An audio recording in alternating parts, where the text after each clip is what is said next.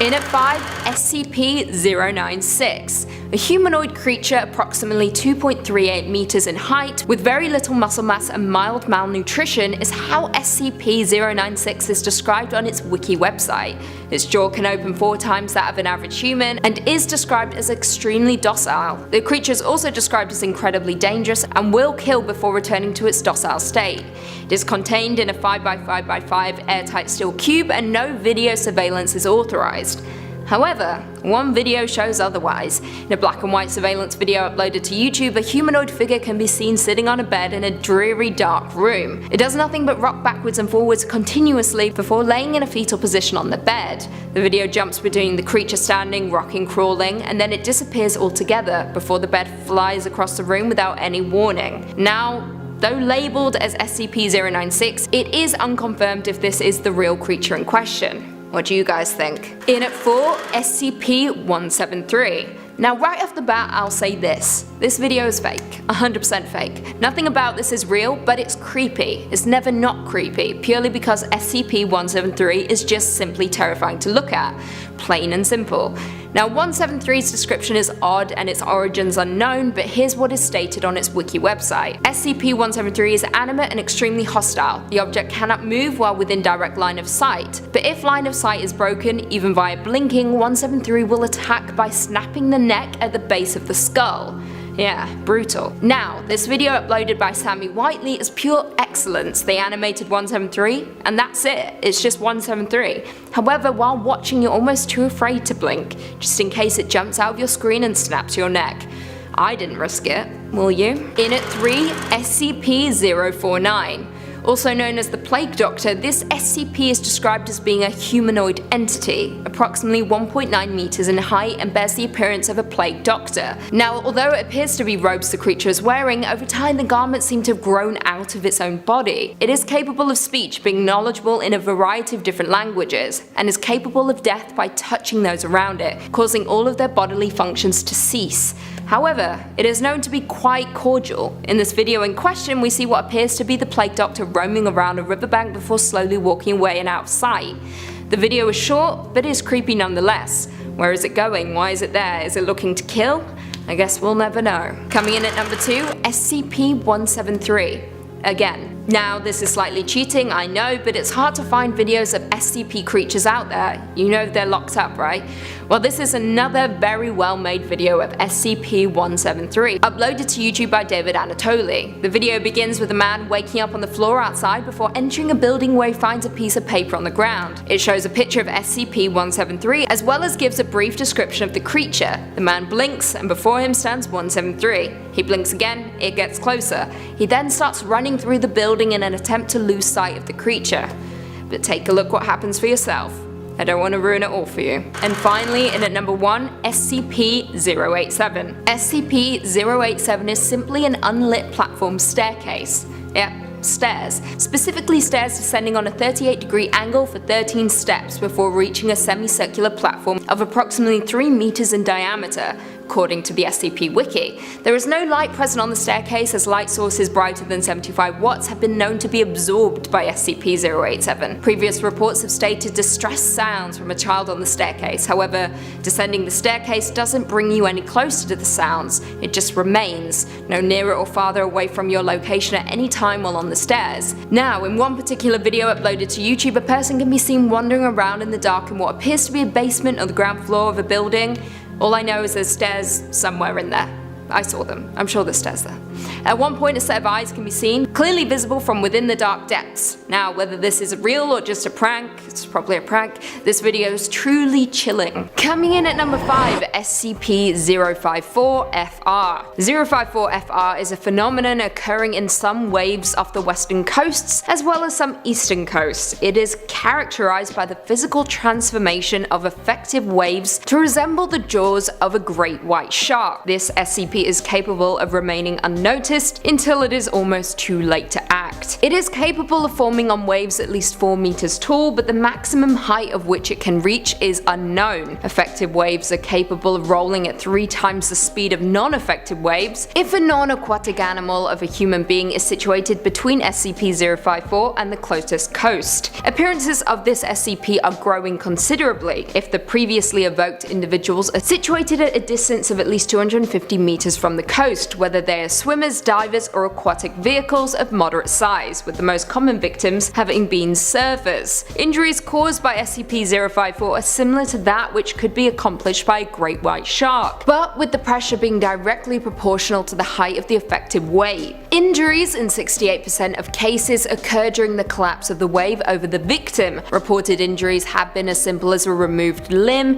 to total disappearance of the victim. The only method of avoiding injury is to dive under the wave before impact. An exclusion zone has been established around all shorelines where an occurrence of SCP-054-FR have been observed. Only personnel with a clearance level of 3 or higher may enter the containment zones, and only for experimental purposes. Access is forbidden to any and all civilians under the pretext of conducting research on a population of marine animals. Sneaky stuff, this is why I don't go in the ocean, ever. There's something lurking. Coming in at number 4, SCP-3389. SCP-3389 is a man-made lake located in the northeastern United States near the town of blank, Pennsylvania. Any human being entering SCP-3389 will, after a variable amount of time, not exceeding 10 minutes, be pulled beneath the surface of the water regardless of the depth at which they were standing. A few minutes after being submerged, a statue of the subject's exact likeness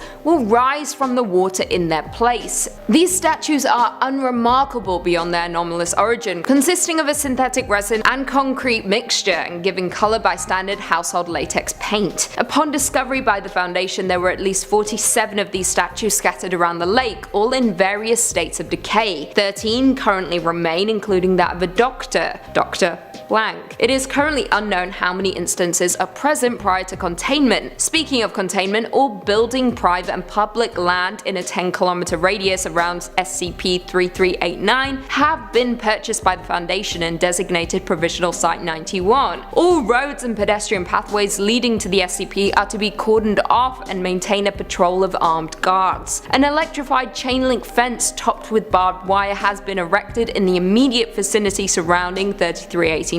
8 guard towers, each occupied by no less than 2 armed Foundation personnel and equipped with security cameras, have been erected to watch over the SCP at all times. Back to the statue though, if any instances of the statue's collapse, personnel stationed in the surrounding guard towers are to terminate any emerging statues instantly. No entities emerging from the lake are to reach beyond the chain link fence. If any personnel are apprehended by an instance of SCP-3389, every attempt is to be made to terminate them before they can be pulled into the water. Coming in at number 3, SCP-4217. 4217 refers to both the Bismarck, an anomalous German battleship sunk in 1941, and the large cephalopod organism that is fused to the inside of its hull. SCP-4217-B possesses a pair of octopoid eyes which protrude from the base of SCP-4217-A's superstructure and 12 100 to 200 meter long muscular hydrostats that extend from an opening in the stern. Now, aside from the presence of SCP-4217-B, SCP-4217-A shows no signs whatsoever of damage sustained from battle or subsequent decades submerged underwater. B seemingly operates A's systems. This includes its full armament of 8 main guns, 44 secondary guns, and 12 anti-aircraft guns. B also can operate A's propellers to reach speeds approaching 40 knots, but only while surfaced. This is way too much power for a creature to have and could be incredibly detrimental if you piss it off. While submerged, SCP-4217 achieves locomotion via ejection of water from B's body cavity. Typically, this SCP remains submerged at a depth of 500 to 1100 meters, navigating its territory. However, the SCP will periodically surface and enter a hostile state. During this period,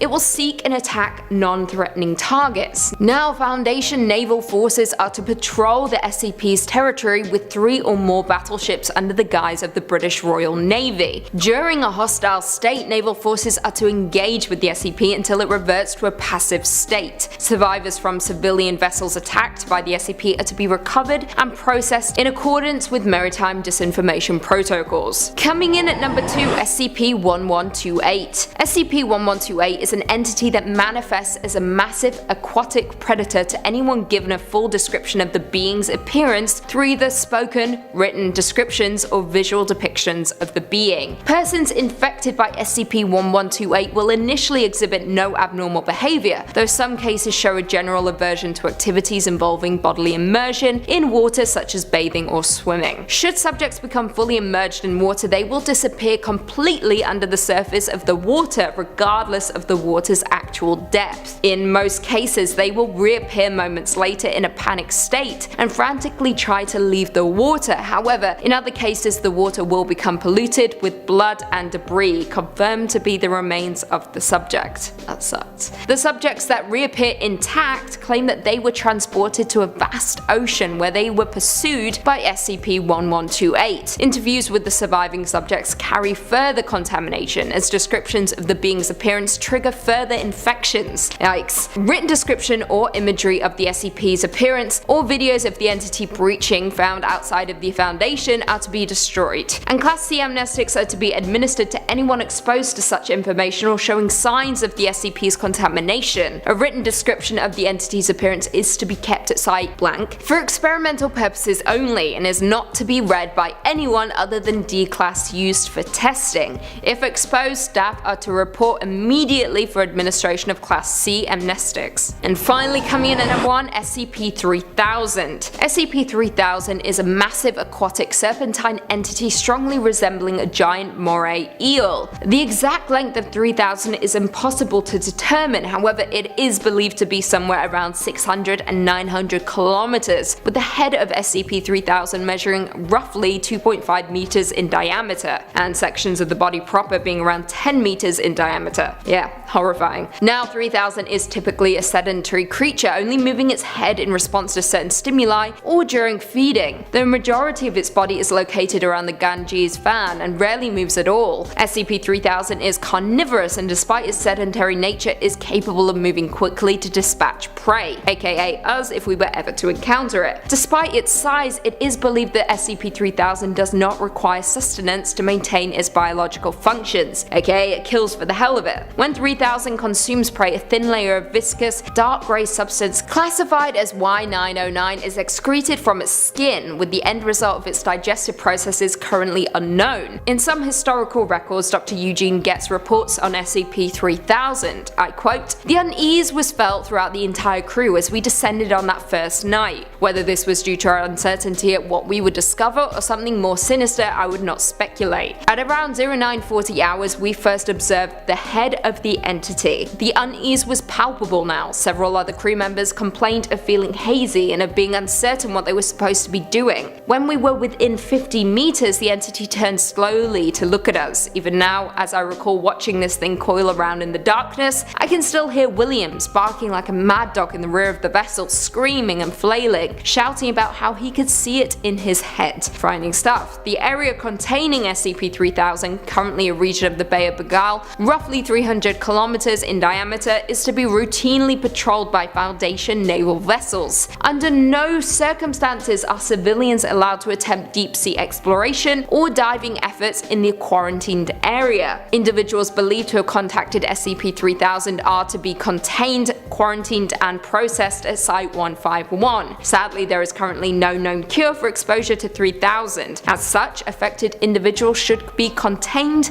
and quarantined for further evaluation. Awful. Coming in at 5, SCP-1000. SCP-1000 is a nocturnal omnivorous ape ranging in size from 5 to 10 feet in height and weighs between 200 to 600 pounds. They typically have grey, brown, black, red, or occasionally white fur. They possess large eyes with good vision, a pronounced brow ridge, and a sagittal crest on the forehead similar to that of the gorilla. Their intelligence is said to be on par with the common chimpanzee. SCP-1000 has evolved alongside alongside humans, existing contemporaneously with proto-humans and humans in large numbers until 10,000 to 15,000 years ago, when an extinction event eliminated all but 1 to 5% of their population. This event was triggered by SCP-1000 contracting an anomalous pseudo-disease classified as SCP-1000-F1. This disease is passed on at the genetic level and affects every present-day instance of SCP-1000. The majority of SCP-1000 instances are born immune to the effect. Those who are not born immune quickly die. Now, the effect of 1000-F1 is as follows. Any humanoid that directly or indirectly observes any instance of SCP-1000 has a minimum of 2% chance of being instantly killed through anomalous means via permanent cessation of brain function. Because of SCP-1000's close relation to humanity, it is considered likely that SCP-1000-F1 could eventually transfer to human carriers. All media reports related to 1000 are to be examined for potential verifiability. All organizations and individuals investigating SCP-1000's existence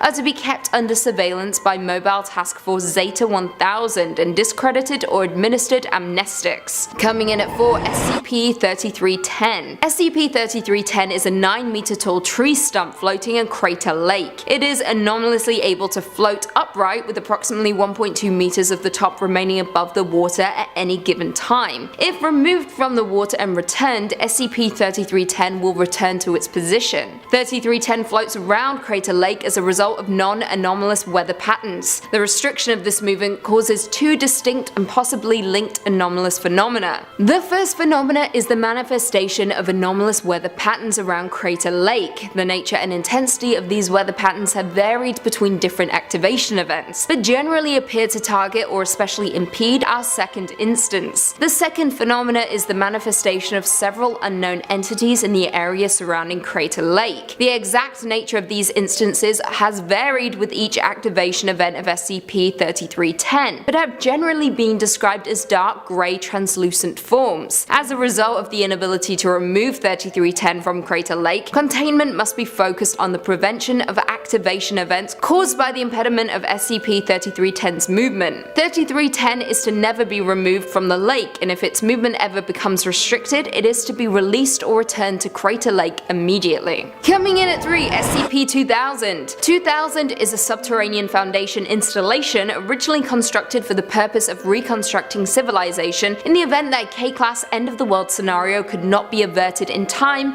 to prevent humanity's extinction. Since its inception, 2000 has been activated at least twice. Foundation records regarding SCP-2000's construction and history prior to this assumed first use have been lost. Now, whether this information blackout is the result of accident or design is impossible to determine. Utilizing an underground Romanian transit pipe to collect raw material from various hot springs and underground magma flows in the area, and a computer memory bank housing data on all known human alias, this system is capable of recreating any lost human genome or generating as many new and unique genomes as necessary to repopulate human civilization. Humans produced by this process can be advanced to any age desired without extending the 5-day incubation period. The entrance to SCP-2000 is disguised as a disused park ranger station in Yellowstone National Park. Despite several civilian trespassing attempts, the entrance has yet to be breached in the installation's recorded history, and no further physical containment has been deemed necessary. Coming in at 2, SCP-1440. 1440 is a man of unknown ethnicity and age. When questioned about its name, place, or time of birth, 1440 will refuse to answer, although it is unclear if this is due to the subject being unwilling to share this information or not possessing it. Though the subject's appearance is that of an old man, it has not shown any signs of aging in the 50 years since first coming to the attention of the Foundation. SCP-1440's anomalous nature becomes apparent once it comes into contact with human population or man-made objects and remains in contact with them for longer than a few days. 1440 has an acute adverse effect on everything connected to humanity. Now, prolonged exposure of any man-made object or person to it will cause increasingly destructive events to occur in SCP-1440's vicinity, until the destruction or death of said human element. The only exceptions to this are SCP-1440 itself and its belongings, including clothes, a sack, a pack of playing cards, and a small glass. Now, the one good thing about this SCP is that it seems to be aware of its effect on human populations, and will in turn attempt to avoid coming into contact with the human population. 1440 is currently uncontained and location unknown since its last containment breach. Due to the nature of 1440, the Foundation may not have the means to contain it without risking an unacceptable loss of resources and personnel. And finally, coming in at number 1, SCP-3812. 3812 is a reality-altering entity that is nearly impossible to describe in any meaningful way. All that is known about this SCP is that it was once Sam Howell, a non-anomalous African-American human being who was believed to have died in 1996. Now, sometime after his death, SCP-3812 was observed rising out of its grave and disappearing. The SCP was brought to the Foundation's attention after its presence resulted in the demolition of an entire apartment building in Warsaw, Poland. However, due to its capabilities and varying appearance, it is impossible to contain and near impossible to track. It is said that 3812 exhibits signs of advanced schizophrenia, specifically extreme paranoia, extreme dysphoria, extreme mania, depression, inability to properly perceive their surroundings, inability to discern the difference between the real and imagined, inability to differentiate between the living and dead beings, inability to control expressions of emotion, hearing voices that are not there, seeing things that are not there, feeling or otherwise experiencing stimuli that do not exist. Over time, SCP-3812 has become significantly less humanoid in appearance, and is now only vaguely humanoid and occasionally manifests in a variety of shapes and appearances. Additionally, 3812 produces a latent anomalous effect on local reality, specifically in the form of temporal and spatial distortion surrounding the entity. These distortions are occasionally accompanied by random violent outbursts that may dramatically shift or damage local space and time. 3812 is to be constantly monitored by Mobile Task Force Ganymede 66 Starlight Knights, who are to maintain a 5-kilometer quarantined area of exclusion around the SCP. Coming in at number 5, we've got SCP-2678. This one is known as the Vor Hole.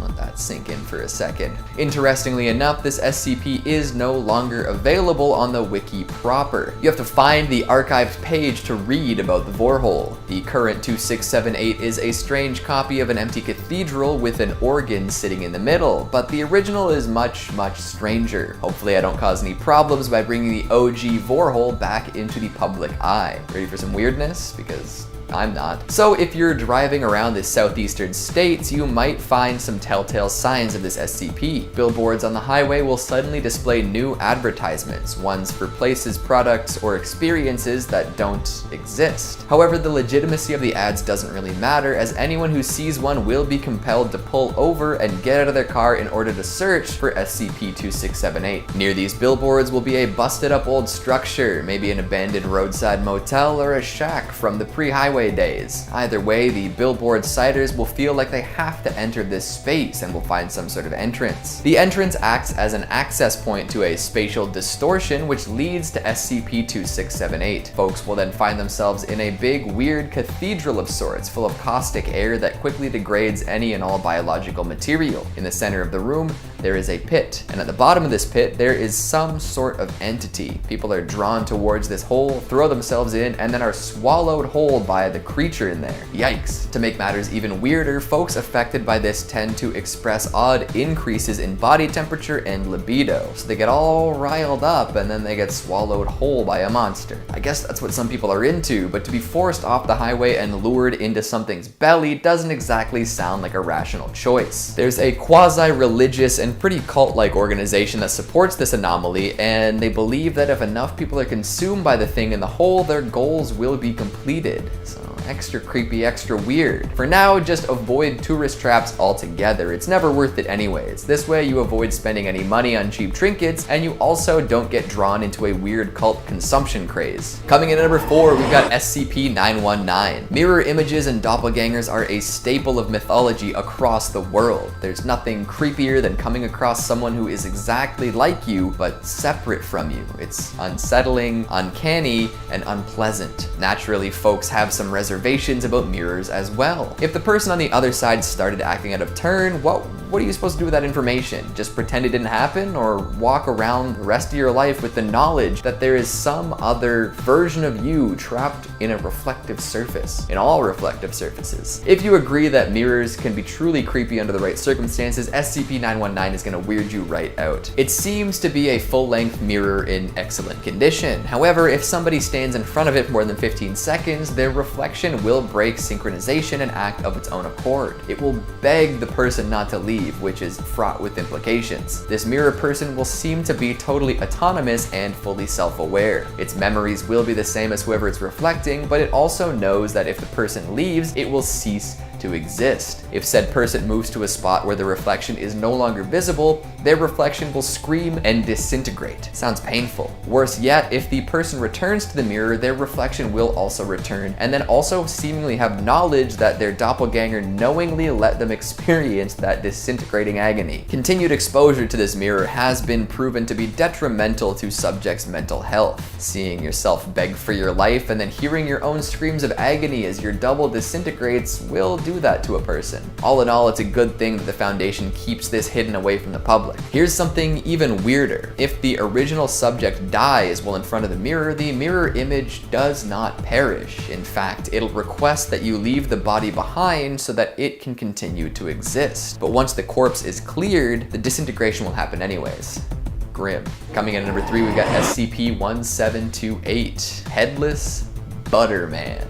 Need I say more? Probably not, but I will anyways. This greasy, dairy-filled freak is a very weird case indeed. See, it's a headless humanoid without the ability to speak, but it can still perceive and interact with the world around it as any other human might. It's got the mind of a child and is able to write, using this ability to communicate with the Foundation personnel. Pretty weird so far, but that is just the beginning. SCP-1728 is constantly exuding a substance chemically identical to unsalted butter from its skin. If you wipe it away, more will be produced. This makes SCP-1728 very slippery. The butter will stay on its body until it brushes up against something, and the butter will wipe off onto that object. And at the ends of its fingers, it has hollow bone points that also exude butter. These can be used to write using the butter and as low-pressure butter jets. Now, Butterman doesn't like being in containment. He used to have a cast iron knife that didn't slip from his grip, but the Foundation has locked it away. So Butterman does his best to avoid being contained, and the slipperiness helps him a lot with this goal. He can squeeze out of most restraints thanks to the butter, and can even slide around at speeds up to 34 kilometers per hour. It's like a butter frozone. For now, the Foundation has a series of procedures that seem to be able to keep 1728 in place. Cold helps to keep him still, and for whatever reason, polyurethane works better than all sorts of other materials at preventing slippage. Personally, I would be stoked to have a butter-producing friend, but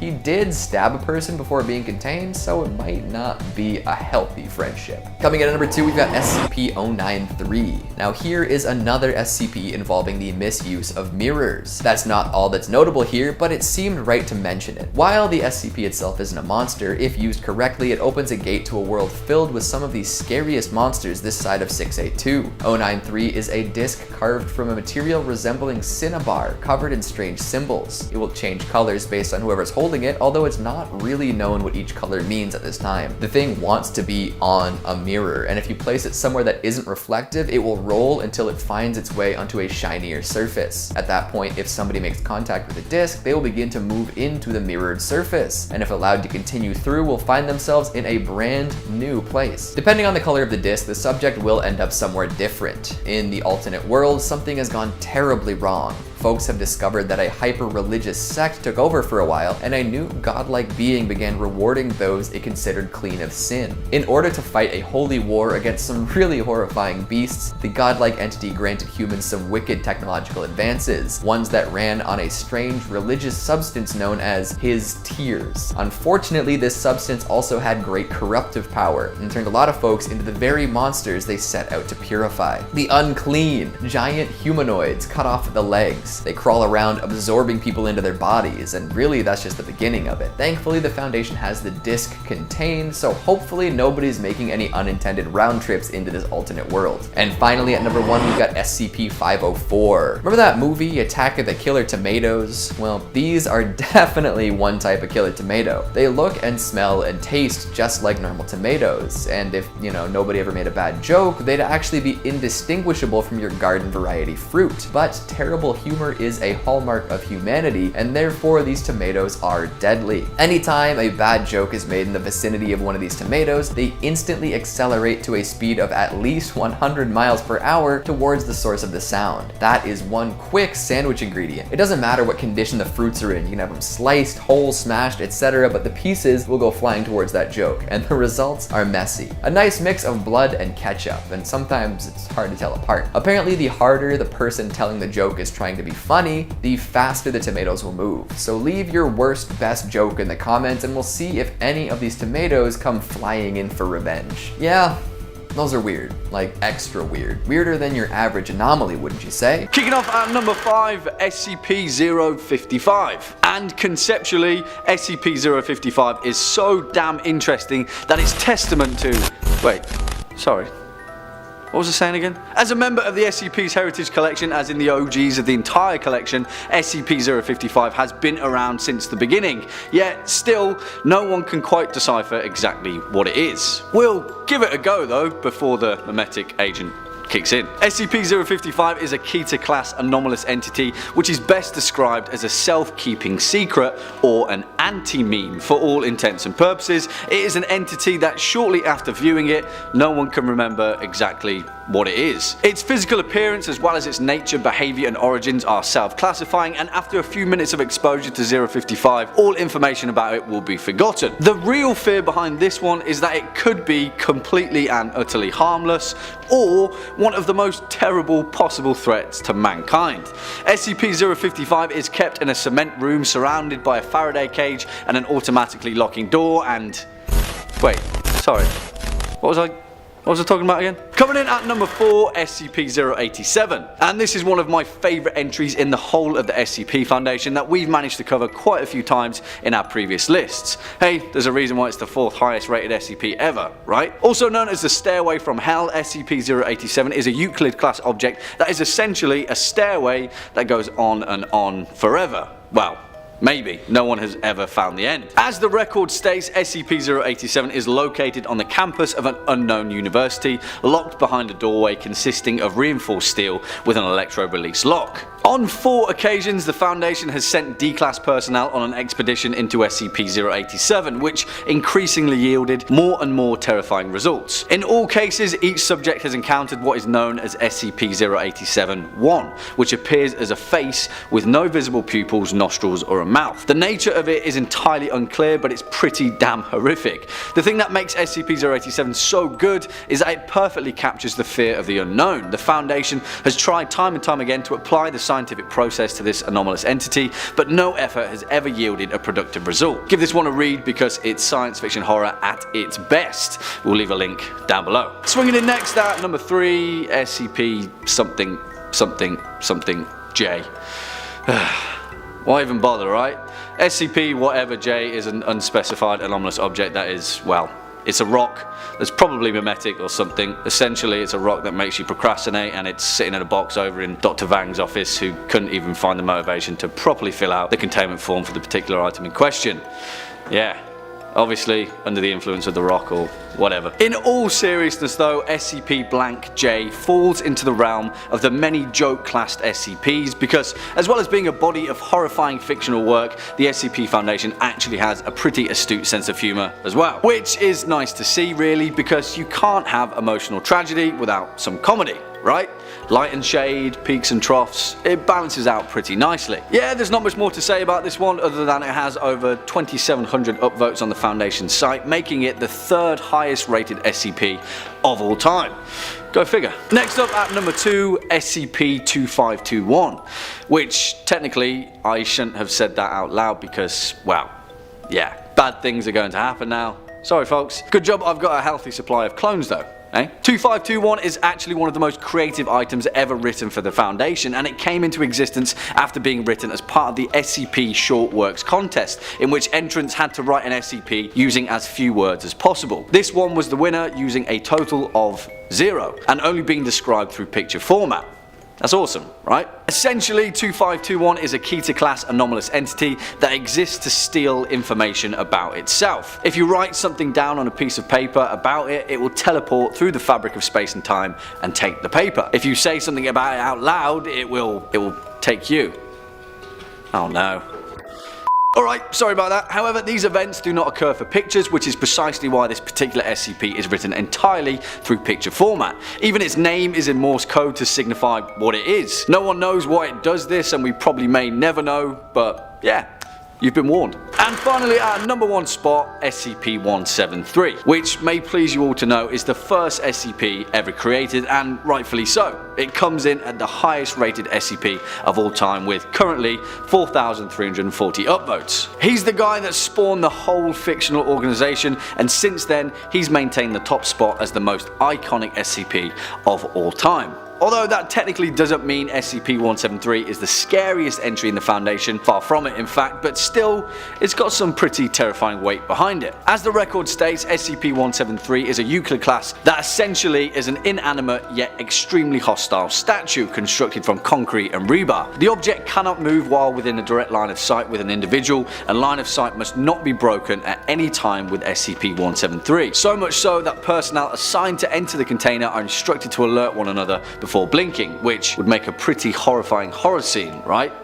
Oh wait, Doctor Who already used it, damn weeping angels. If you break line of sight, SCP-173 is reported to attack by snapping the neck at the base of the skull or by strangulation. The thing is though, what makes the Foundation so scared of SCP-173 is in its ability to produce copies of itself, which could potentially result in an XK class extinction event, with the population of the planet ending up with a snapped neck. Not good. Not good at all.